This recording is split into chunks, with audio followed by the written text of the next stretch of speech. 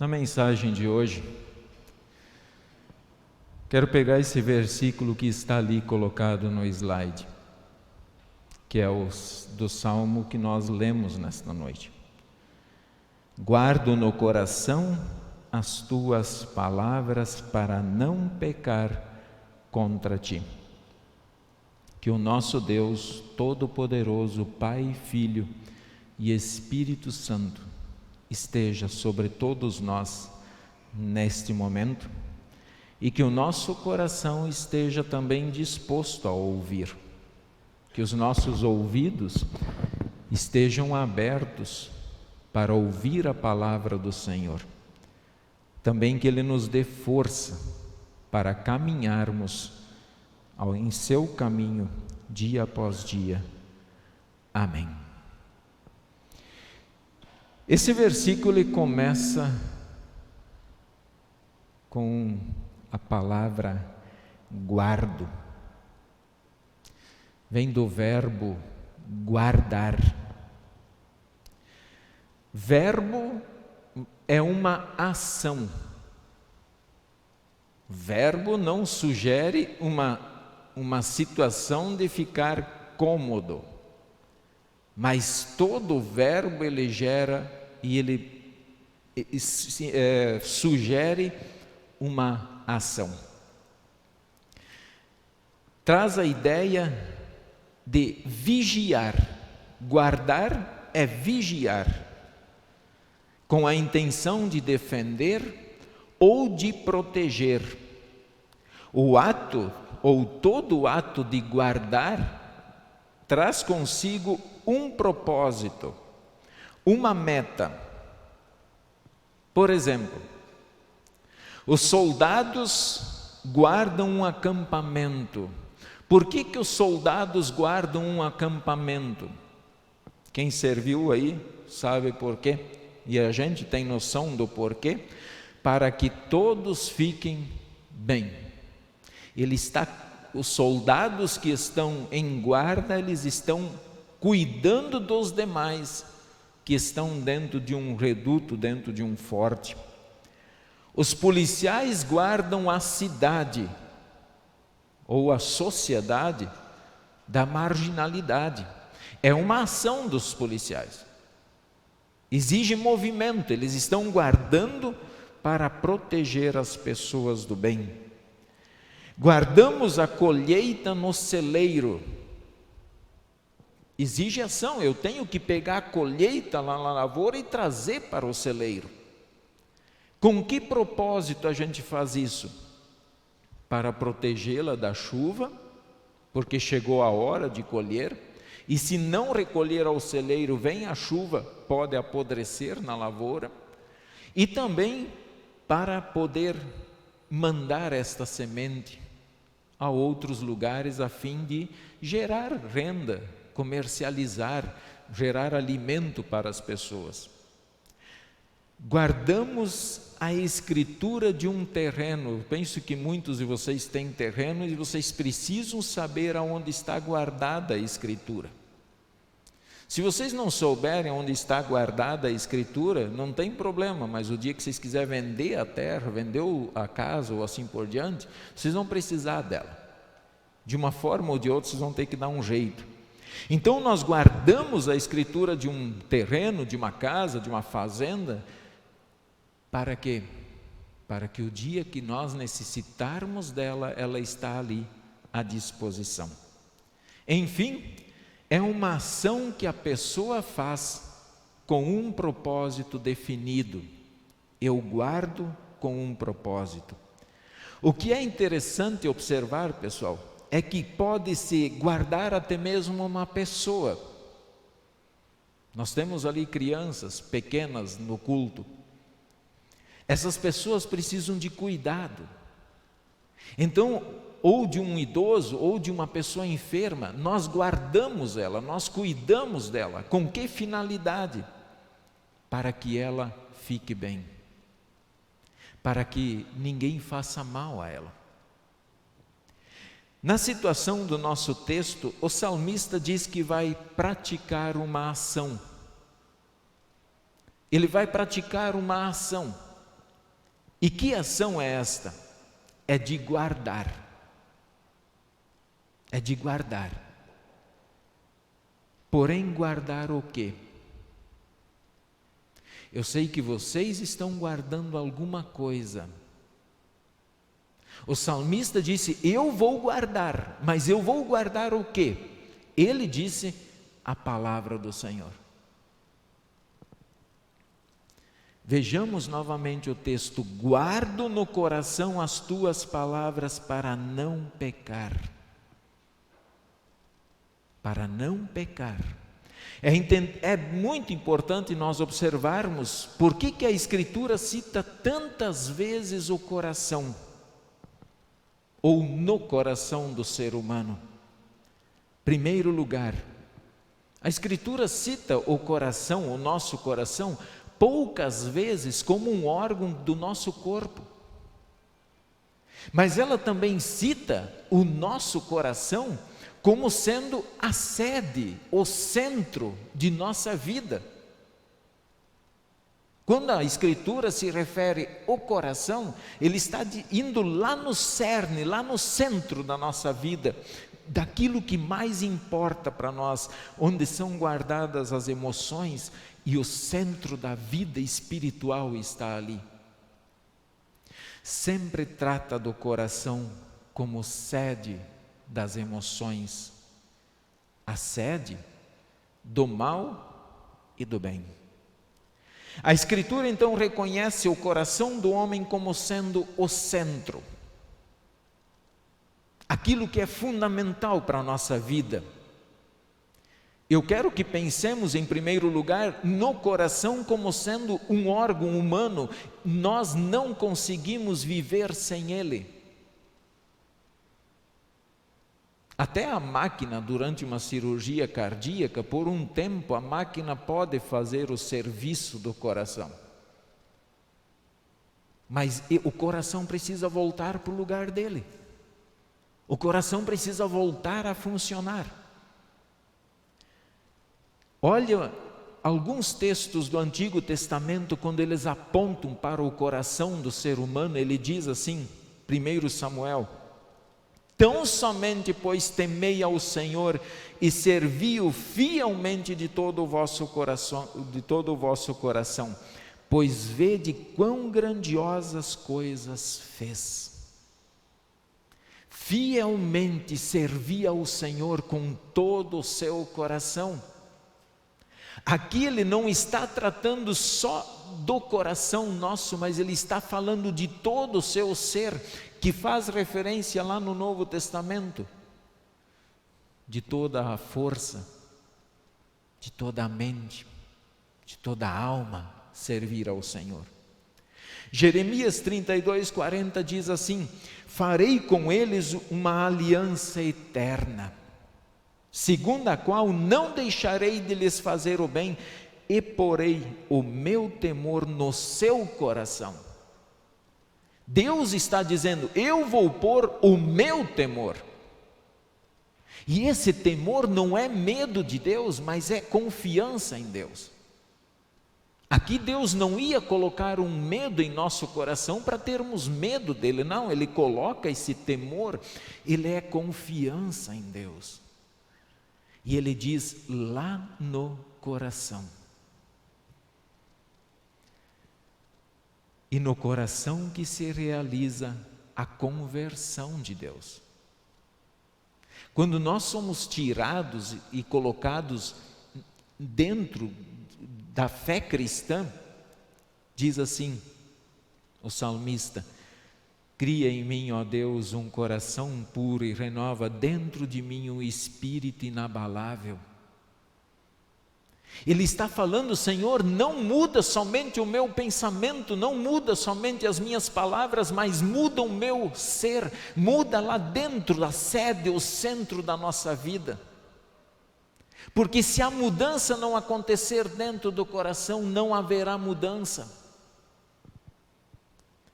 Joel 2,12 diz assim: ainda assim agora mesmo, diz o Senhor, convertei-vos a mim de todo o vosso coração, e isso com jejuns, com choro e com pranto, rasgai o vosso coração e não as vossas vestes, e convertei-vos ao Senhor vosso Deus, porque Ele é misericordioso e compassivo e tardio em irar-se, e grande em benignidade, e se arrepende do mal. Rasgai, irmãos, não as vossas vestes, porque no Antigo Testamento tinha o costume, a pessoa que se arrependia de um mal que ela tinha praticado, ela rasgava as vestes, e Deus está dizendo: não precisa rasgar as vestes, rasga o seu coração. A hora que você rasgar o seu coração, ali haverá mudança. É ali que Deus quer. Conseguem perceber que o Antigo Testamento ele traz muito clara a ideia de que o pecado e a conversão acontecem aqui. Se não for na base da nossa vida, se não for no centro da nossa vida, não faz sentido. E então nós podemos até enganar algumas pessoas, mas nós não vamos enganar a Deus, porque Ele conhece esse íntimo nosso, esse centro, essa sede nossa. Um comentarista ele escreve o seguinte: o pecado marca, domina e estraga não somente os aspectos físicos do homem natural. Essa primeira parte ele está dizendo o pecado lá de Adão e Eva, eles não desgraçaram somente o nosso corpo físico. O pecado não fez só cair o cabelo, não faz a nossa pele envelhecer, não faz os nossos órgãos pararem de funcionar. Não somente o seu pensar, desejar, sentir e esforço como elementos físicos, mas também a fonte dos mesmos. Olha como é que é. Ele está dizendo que a fonte do mal é o coração do ser humano. A parte mais íntima da existência humana, seu coração. E quando estive pensando sobre esse texto, eu imaginei que cada um de nós tem uma parte na nossa casa que nós julgamos muito íntima, nossa, e que nós temos dificuldade de levar pessoas lá. E assim, agora vocês imaginem, o nosso corpo tem uma parte muito íntima, e que o pecado desgraçou, ele entrou nessa parte íntima, e fez um arraso na nossa vida. Se porém o coração ficou escravizado pelo pecado, a totalidade está em escravidão. A partir do momento que Satanás conseguiu converter a parte íntima do homem lá no jardim do Éden, ele de fato ele escravizou o homem. Ele tinha em suas mãos o homem. Ele tinha tudo o que ele precisava. A nossa vida, 100% a nossa vida, ele agora possuía em suas mãos. O Novo Testamento vai na mesma linha de pensamento. E eu quero citar apenas 2 versículos que são chaves nessa ideia que traz aqui sobre o coração. Marcos 7, 21 a 23 diz assim: porque de dentro do coração dos homens é que procedem os maus desígnios, a prostituição, os furtos, os homicídios, os adultérios, a avareza, as malícias, o dolo, a lascívia, a inveja, a blasfêmia, a soberba, a loucura. Ora, todos esses males vêm de dentro, vêm do centro, vêm da sede da vida do homem e contaminam o homem todo, porque do coração procedem maus desígnios. Concorda o texto de Mateus também. Hebreus 3,12: tende cuidado, irmãos, jamais aconteça haver em qualquer de vós perverso coração de incredulidade que vos afaste do Deus vivo. Não permitam que o vosso coração seja perverso, que ele se afaste do Deus vivo. Porque se a partir do momento que o nosso coração se afastar, nós nos tornamos novamente escravos de Satanás. Ele nos terá novamente em suas mãos e fará de nós aquilo que ele bem quer, a nossa condenação. O homem sem Deus vive sob o poder do pecado. O homem sem Deus vive sob o poder do pecado, que fez sua habitação no seu coração. E desta posição favorável, quer dizer, como ele está no centro, como ele está na sede, como ele está no comando de toda a nossa vida, agora ele escraviza o homem inteiro. Nossa mente, nossos desejos, nossas ações, nosso pensamento, nossa alma, faz tudo o que ele quer, porque ele dominou, ele escravizou o ser humano. A dureza do coração é a condição do homem egocêntrico, que se fecha diante de Deus, das suas ofertas e exigências, e também diante do seu próximo. Então, como Satanás tem o domínio do seu coração, daquilo que é a sede, o centro, agora ele tornou o coração muito somente olhando para si próprio, se importando somente para si, se fechou para Deus e para qualquer um que está ao lado dele, ao nosso lado. Diante disso, irmãos, o salmista escreve: guardo no coração as tuas palavras. Guardo no centro, no meu ser, na minha base, na sede, naquilo que manda em mim. É ali dentro que eu quero que a palavra de Deus esteja. Com que propósito, disse o salmista? Para não pecar contra ti. Eu guardo a palavra, e o meu propósito é não pecar contra ti. Ele colocou uma meta. Ele sabe que essa meta ele quebrou muitas vezes, mas nem por isso vamos tirar o desejo que ele tinha de servir ao Senhor. E nós, irmãos, o que faremos? Você também está a fim de que o centro da sua vida, o seu coração, a sede, aquilo que realmente importa, ali aonde Deus quer habitar, você quer também que essa parte permaneça sendo do Senhor? Nós podemos seguir quem nós quisermos. O mundo tem uma gama de oferta para todos nós. Assim como tinha lá para Josué, mas ele disse: olha, vocês podem ir para onde vocês quiserem, mas eu e minha família vamos servir ao Senhor.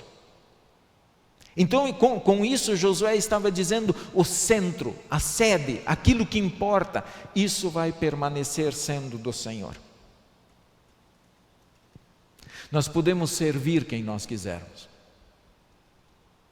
mas jamais esqueçamos que tem o dia de nós sentarmos perante o juiz e prestarmos contas das nossas decisões. Então, movidos pelo Espírito Santo, por estar com esta fé queimando dentro do nosso peito, Por essa fé que faz a gente também olhar para Deus e dizer: Deus, eu guardo a tua palavra. Eu guardo a tua palavra. Movido por esse Espírito Santo, nós também queremos afirmar diante do mundo: eu guardo a palavra do Senhor. Essa palavra que guia, que fortalece, que consola, que anima e que nos dá direção para onde nós vamos. Portanto, irmãos, temos um coração que é o centro, onde bate a vida, onde Deus quer habitar dentro dele. Porque se Ele estiver dentro do nosso coração e em primeiro lugar, então nós temos o melhor Espírito que está nos guiando. Eu escolho crer de todo o coração nas palavras de Deus. Por que eu escolho isso? Eu espero que vocês escolham isso também. Leiamos em conjunto. A lei do Senhor é perfeita e restaura. O testemunho do Senhor é fiel e dá sabedoria aos simples. São mais desejáveis do que o ouro, mais do que muito ouro depurado, e são mais doces do que o mel e o destilar dos favos. Então, movidos pelo Espírito Santo, eu decido guardar essa palavra no meu coração. Com que propósito? Porque são palavras desejáveis, porque são palavras perfeitas, porque são palavras que dão vida e que são muito mais doces do que o mel. Muito melhor do que qualquer coisa humana. Então eu também resolvo escolher, eu escolho guardar essas palavras. Eu escolho, movido pela fé, crer em Cristo. Por que nós escolhemos isto? Porque Deus amou ao mundo de tal maneira que deu o seu Filho unigênito, para que todo o que nele crê não pereça, mas tenha a vida eterna. Eu escolho, movido por esse Espírito, crer nesse Jesus, que deu a vida, que verteu o sangue, que me traz a paz, me traz o perdão. E eu escolho guardar essas palavras no meu coração. Eu escolho, movido pela fé, a resistir ao diabo. Sujeitai-vos, portanto, a Deus, mas resisti ao diabo, e ele fugirá de vós. Eu escolho resistir a esse diabo. Eu me sujeito a Deus, eu me humilho perante Deus. A esse Deus eu tenho coragem de entregar minha vida, minha alma e falar: Senhor, está aqui, assim como Jesus na cruz disse para o seu Pai: Pai, em tuas mãos eu entrego o meu espírito. Eu digo essas palavras sem nenhum medo também. Porque enquanto a minha alma estiver nas mãos desse Deus, eu sei que ela está bem. Agora, eu não me sujeito ao diabo. E nós podemos escolher resistir ao diabo. E podemos ter certeza, porque nós estamos em Cristo, o diabo não vai resistir. Se ele desiste, uma hora ele cansa. Pelo menos ele dá um tempo. Ele foge da gente. Então eu escolho guardar essas palavras para resistir ao diabo. Eu escolho, movido pela fé, a entregar tudo nas mãos do Deus vivo e poderoso, porque Ele diz: entrega o teu... achei que tinha mudado. Entrega o teu caminho ao Senhor, confia nele, o mais Ele fará. Irmãos, movidos por esse Espírito, entreguem as tuas preocupações. Ele está chamando, Ele está te convidando. Coloca tudo nas mãos dele, confia. Deita nos braços amorosos desse Jesus, desse Deus. Deite nos seus braços. Por quê? Porque o mais Ele fará. Tudo que nós precisamos, Ele fará. Então nós podemos também decidir guardar essas palavras em nosso coração. E por último, eu escolho, movido pela fé, ser fiel a Ele, na alegria e na tristeza, pois esse Deus diz: temas as coisas que tens de enfrentar, eis que eu para lançar em prisão no monstro de vós, para ser expostos à prova, ser fiel até a morte, e dar-te-ei a coroa da vida. Escolha ser fiel. Escolha continuar no caminho desse Deus. Seja fiel, porque Deus é fiel. E aqui Ele faz uma promessa: eu vou te dar a coroa da vida eterna a hora que eu te chamar deste mundo. Seja fiel, não desista, não se canse de Deus. Portanto, guarde essas palavras na sede, no centro da sua vida, e você será imensamente feliz. Você poderá andar com tranquilidade e confiança aqui neste mundo. Queridos irmãos, para cada situação da vida de vocês, Salmo 119, versículo 11, serve: guardo no coração as tuas palavras. Para quê? Qual é o teu desejo? Qual é o teu anseio? Coloca isso diante do Senhor. Assim como fez o salmista. A meta do salmista era não pecar. Qual é a sua meta? Coloca isso nas mãos do Senhor. E guarde esta fé, cuide dela. Cuide da fé que Deus te deu. Porque ela vale muito mais do que ouro. Vale mais do que todo o patrimônio do mundo. Cuide dela, porque Deus te deu algo realmente muito precioso. Que Deus nos mantenha e que o nosso coração decida ser fiel a esse Deus hoje e sempre. Amém. E juntamente, irmãos, até pensando nesse texto, foi que eu coloquei isto aqui. Eu decido pelo Espírito Santo continuar fazendo esta oração, porque eu sei que só Ele pode criar um novo coração. Que o teu coração decida continuar todos os dias fazendo esta oração. Em pé.